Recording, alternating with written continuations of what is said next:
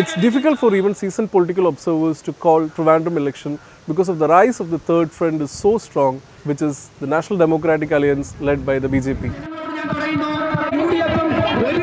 These wall posters are across the city and it's hand-drawn. So, you know, the hand-drawn, what a hand-drawn wall poster signifies is that unlike a printed poster, this requires more labor, this requires more people. It's a team effort more than a one-person job.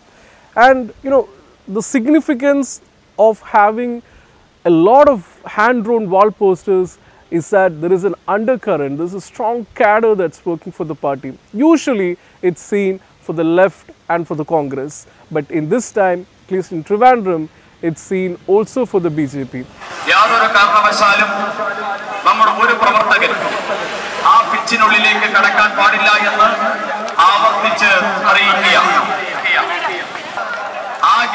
This might be seen as the Communists and the Congress as an end of the world scenario.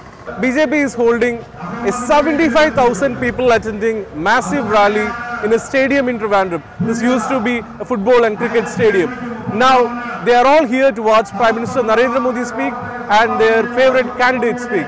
Some of those people who are inside that hall belong to Congress not more than like 3 weeks ago.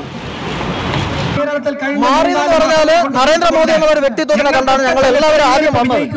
എന്നാൽ ഞങ്ങൾ അടിത്തറ കൂടുതലായിട്ട് വരാനുള്ള പ്രധാന കാരണം എന്ന് വെച്ചാൽ ശബരിമല വിഷയം തന്നെയാണ്.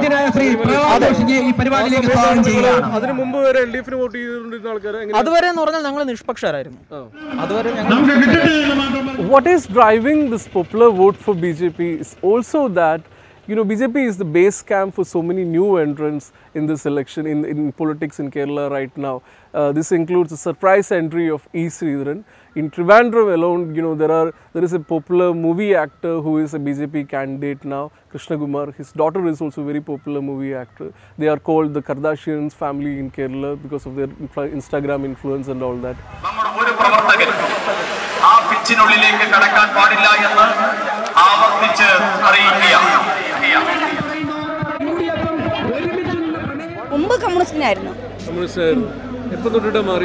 ഇപ്പം മാറിയത് പല കാര്യങ്ങളുണ്ട്. അതൊന്നും നമുക്കിപ്പോൾ പറയാൻ പറ്റില്ല. കാരണം നമുക്ക് കിട്ടാനുള്ള ഒരു ആനുകൂല്യങ്ങൾ കിട്ടുന്നില്ല. കുഞ്ഞുങ്ങൾക്ക് ഒരു സീറ്റിന് ചെന്ന് ചോദിച്ചാൽ പോലും അവർ ചോദിക്കുന്ന തുക 30-35ഒക്കെയാണ്. അതുകൊണ്ട് പഠിക്കണതിന് +2-നൊക്കെ. ഹസ്ബൻഡ് ഭാരതീയ ജനതാ പാർട്ടിയിലുള്ള വ്യക്തിയാണ്.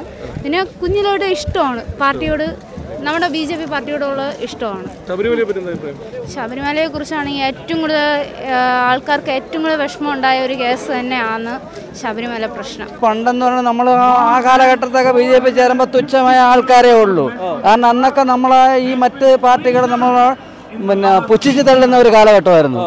പക്ഷേ ഇന്നെന്ന് പറഞ്ഞത് കടൽ കണക്കിന് നമ്മുടെ ഈ പ്രവർത്തകരുണ്ട്. കൂലിപ്പണി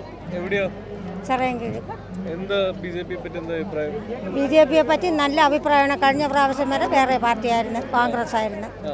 അതിനുശേഷം മാറി ഒരു പ്രാവശ്യം കഴിഞ്ഞതിന് പഞ്ചായത്ത് ഇലക്ഷന് കമ്മ്യൂണിസ്റ്റിന് നോട്ട് ചെയ്ത് ഒരു വീട്ടിന് മെയിൻ്റനൻസിന് ചോദിച്ചാൽ തരില്ല, ഒരു കക്കൂസിന് ചോദിച്ചാൽ തരില്ല.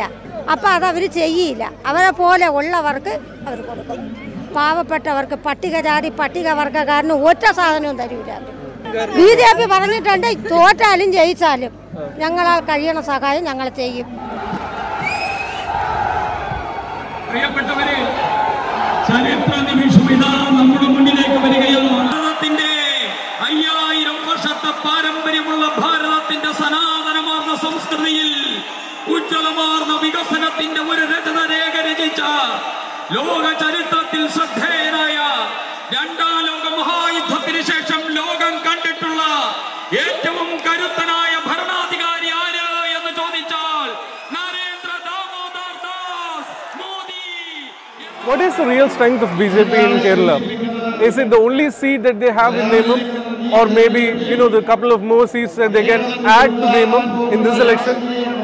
The answer is very evident from this stadium, where this is a stadium that hosted the 2015 National Games. It's supposed to have some 50,000 occupancy. It's nearly full right now. And this possibly is what makes BJP the most wild card in Kerala election.